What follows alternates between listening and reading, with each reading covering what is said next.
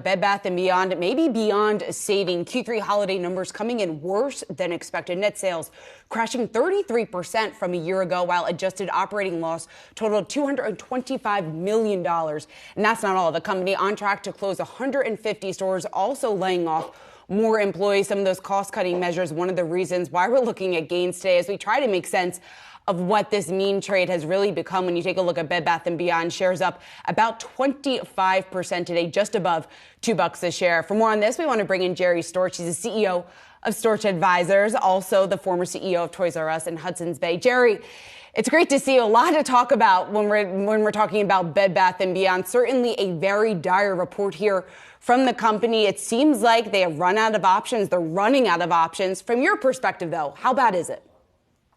Well, actually, the company's been in trouble for many, many years.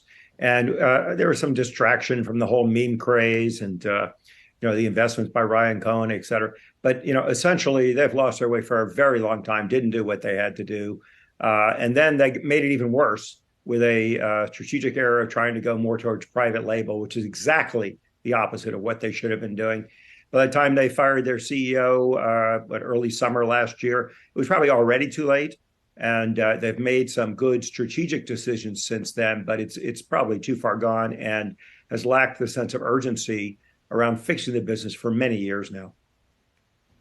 So is it just a matter of when, not if, they file? And looking back on it, Jerry, it seems like the writing has been on the wall for, to your point, months now. What would have been saved had they filed 3, even 6 months ago? Look, I don't, it's sort of, to me, it's not too productive, Dave, to talk about when they should file for bankruptcy. The sad thing is they should have fixed the business many years ago, and they were focused on all the wrong things during this period. The stock price was at absurdly high levels, you might recall, and they spent a ton of cash buying back stock at those ridiculously high levels when they had their last best chance to save the company. Bed Bath & Beyond is a category killer. To be a category killer, you need to be the authority in your business. They lost that position so long ago, it's hard to remember. Keep in mind that at both Target and Walmart, of all categories they carry, home goods is the one they have the highest market share in. So they do very, very well in those categories.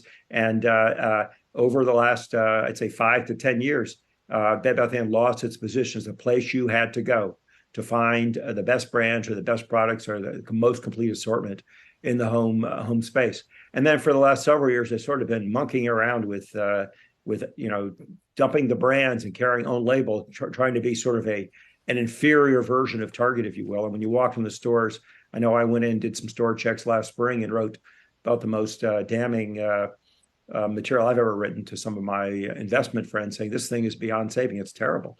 It was a horrible experience. The brands were gone. The private labels were unfocused and no good. It takes years to do what they were trying to do, even if it were the right thing to do, which it wasn't, which is to turn it into a private label shop.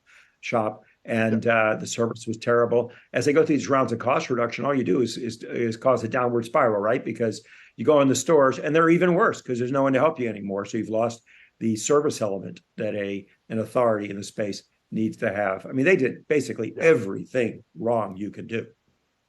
Yeah, I was astonished to go in earlier this week, just assuming I could pick up an ironing board. No such luck. You may have just answered this question, but who is poised to benefit from their exit? Well, honestly, they're so small now. I don't think people are going to notice in the business when they go out of business. But it's Target, Walmart, and Amazon are the big players in their space. There really isn't a specialty player left, like in a lot of categories. Costco does very well. They'll pick up a little bit, but you won't notice it in the numbers of any of those retailers, frankly, because it's just too small. It's one of those things that seems like it should be bigger than it is, but it's lost so much market share over the years that it's going to go out with a whimper, not a bang. So, Jerry, we have Bed Bath & Beyond potentially filing for bankruptcy soon. Also, the report last week, Party City is looking to potentially file for bankruptcy. What do you think this signals about this sector? And I guess in terms of the potential for growth of bankruptcies within retail this year? Well, I felt for quite a while, I may have mentioned last time I was with you, that I thought there would be an increase in bankruptcies after the holidays in retailing. As you recall, before the pandemic, there were a lot of retail bankruptcies. This wasn't a new matter. And then the pandemic operated oddly enough to give people a sort of suspended animation or a timeout. And some companies, including Bed Bath & Beyond, did pretty well during the pandemic because their whole expense structure, the whole supply chain got changed. Everything was kind of weird. And now we're coming back out and we're renewing the old trends. So companies that didn't have a good strategy going into the pandemic don't have a good one coming out of the pandemic, and they're going to do very poorly. So I would expect to see a return to those days when you had an increasing concentration in retailing, increase in the winners. People like Walmart, Costco, Amazon, TJ Maxx, a great company. We're in a period now too where the consumer is strained and focusing on necessity. So you see the grocery companies doing very well. Costco's been doing well throughout all this period. People doing poorly, like the department stores. All this stuff about department. Oh, this department store, that one has solved their problems. That's totally absurd. When you look at it under any measure, all they've done is bleed massive market share to the point of almost irrelevancy, and they continue to have that poor performance. And they were the worst performing department stores and apparel stores were the worst performing segments over the Christmas holiday. On the flip side, Babies R Us making, well, let's let you decide. Is it a comeback or is it just one store planned to open a flagship at the American Dream Mall, massive complex off of 95 in New Jersey? Is this one store or is it a comeback? Oh, it could be a little something. But keep in mind, Toys R Us and Babies R Us used to be a multi-billion-dollar retailer.